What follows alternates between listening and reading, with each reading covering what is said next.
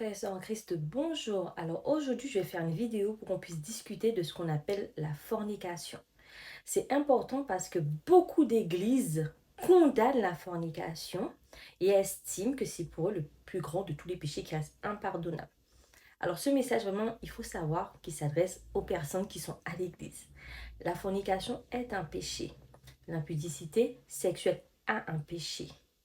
Mais il y a des péchés que Dieu ne pardonne pas. Quand une église te dit je pardonne pas la fornication parce que pour moi c'est le pire des péchés, c'est ton choix. Tu fais ce que tu veux. Mais la Bible, elle est claire. Elle dit qu'elle ne peut pardonner un péché contre le Saint-Esprit. Dieu lui-même, il nous montre quels sont les péchés qui amènent à la destruction, notamment tout ce qui est homosexualité. Dieu l'a montré que à travers l'homosexualité, il a détruit Sodome et Gomorrhe. Concernant la fornication. Alors, il faut savoir qu'au lieu de prêcher la condamnation des personnes qui sont dans la fornication, il serait préférable de prêcher le mariage.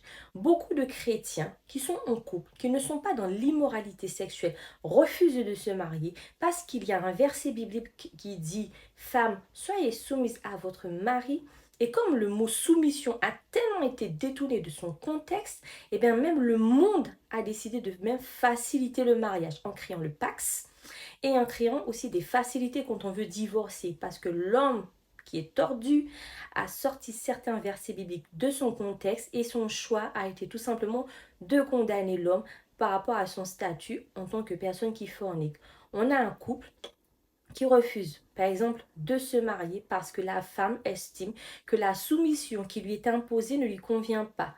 Alors, pour rappel, la soumission, ça veut juste dire qu'elle était soumission, soumissionnée de l'homme, c'est le chef.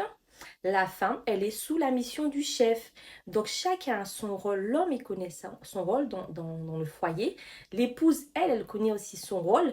Et il y a aussi ce qu'on appelle le travail d'équipe. Aujourd'hui, on dit que la soumission, c'est accepter que ton mari te tape.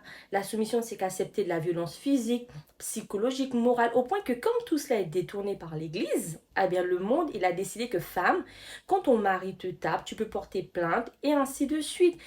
Tout ce qui est détourné de l'Église, le monde l'utilise pour vraiment obliger les chrétiens et les chrétiennes à ne plus aller vers ce que Dieu attend d'eux.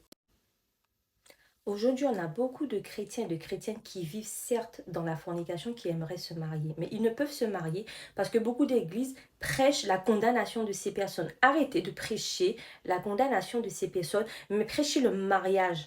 Faites des masterclass pour hommes, masterclass pour femmes et apprenez-leur justement le rôle de tout un chacun dans un foyer, dans un couple, dans une famille. Comment bâtir une maison, sa famille, son foyer sur l'euro qui est aussi Jésus-Christ. Parce qu'en dehors du fait qu'il soit écrit femme, soyez soumise à votre mari, il est aussi écrit homme, aime ton épouse comme Christ a aimé l'église. Ça c'est important et c'est un verset qui est de temps en temps écarté puisque l'un ne va pas sans l'autre. C'est la suite de ce verset biblique. Donc, il faut tout simplement partir sur le principe que beaucoup de couples auraient voulu se marier, beaucoup de couples auraient voulu accéder au mariage, mais à cause de la condamnation de certaines personnes à la tête des églises, ils n'acceptent pas, ils ne veulent pas se marier parce qu'ils estiment que le mot soumission est trop déformé et trop mal interprété. Et on va plus loin. On a des couples, certes, qui sont mariés, ils sont contents, ils sont dans la sanctification. Le pasteur, l'apôtre, peu importe, il sera très fier. Mais parallèlement, ces gens-là sont aussi dans l'immoralité sexuelle. Tu peux être marié et tu es infidèle en pratiquant l'homosexualité. Tu peux être marié, mais tu as aussi une deuxième épouse qui est la bouteille. Et franchement, tu vis que de l'alcool. Tu peux être marié, mais que tu n'es pas un homme qui est un exemple et que tu fuis ta responsabilité en tant qu'homme. Tu peux aussi être marié et que tout simplement tu te livres à des choses qui ne glorifient pas Dieu. Quand il faut condamner tout le monde. Il ne faut pas seulement condamner ceux qui sont dans la fornication. Et puis on va plus loin. Il faut savoir que le mariage, avant qu'il soit lié à l'état civil, il est spirituel. Quand deux personnes ont ce qu'on appelle une relation sexuelle, ils se marient spirituellement. L'âme se lie et ne fait qu'une seule. Donc ça aussi, quand vous prêchez la fornication, la condamnation des personnes qui vivent dans ce qu'on appelle pour vous un péché très grave et pas pardonnable, expliquez-leur aussi tout ça. Et comprendre aussi pourquoi on a des églises qui sont désertes. Ça, c'est encore une autre vidéo que j'expliquerai parce que c'est une parenthèse, hein. Pourquoi les gens ne veulent plus venir à l'église à cause des déceptions humaines. Ah là là, ça j'ai énormément de témoignages de personnes autour de moi, mais je ferai une autre vidéo en ce sens.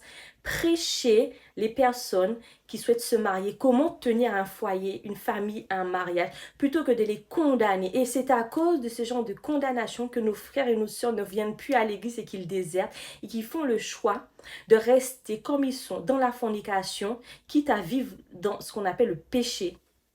Donc, s'il vous plaît, Église, s'il vous plaît, chef d'Église, arrêtez de condamner les personnes qui sont dans la fornication. Oui, c'est un péché, mais c'est parce que vous avez un comportement qui ne les plaît pas, que ces gens-là fuient les églises. Et c'est à cause, encore une fois, de votre comportement que ces gens-là n'acceptent même pas de se marier, parce que tout est encore détourné par rapport au verset biblique. Donc ça, c'est un appel. On a énormément de couples. Tout le monde prêche Jésus revient bientôt. À quoi ça sert de gagner le monde si c'est pour perdre son âme et vivre dans le péché de la fornication? Nous sommes d'accord. Eh bien, allez prêcher le mariage et enseigner aux gens qui sont dans la fornication, les couples qui sont vraiment dans la fornication, pas dans l'immoralité sexuelle, parce qu'on a des célibataires qui s'adonnent à l'immoralité sexuelle. Des fois, ils sont même en train de chanter dans la louange, hein. Elles sont là, ils chantent dans la louange, mais ils ont 15 partenaires dans une nuit où en une année, ils en auraient eu 80 ou 100. Ça, c'est de l'immoralité sexuelle. C'est ça l'immoralité sexuelle. Ou qui sont là, mais qui sont aussi bi. Alors, on aime l'homme, on aime la femme, on aime les deux, on essaie, et puis voilà. Mais, alors, le pasteur, peu importe, on est fier parce que voilà, ma fille, mon fils, il est bien, il est célibataire. Non.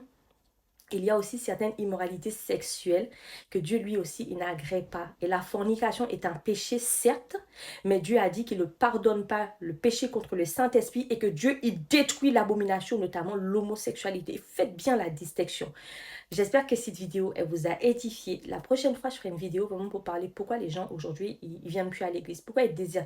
J'ai des témoignages par rapport à des personnes autour de moi qui ne veulent plus aller à l'église et qui ne veulent plus entendre parler de l'église à cause de déception. Et franchement, on dit Jésus revient bientôt, je suis d'accord, mais les gens vont en enfer et iront en enfer à cause des personnes qui sont à la tête des églises parce que vous n'avez pas compris vos rôles en tant que berger, vous condamnez les gens et vous les faites fuir et vous remplissez l'enfer par votre mauvais comportement.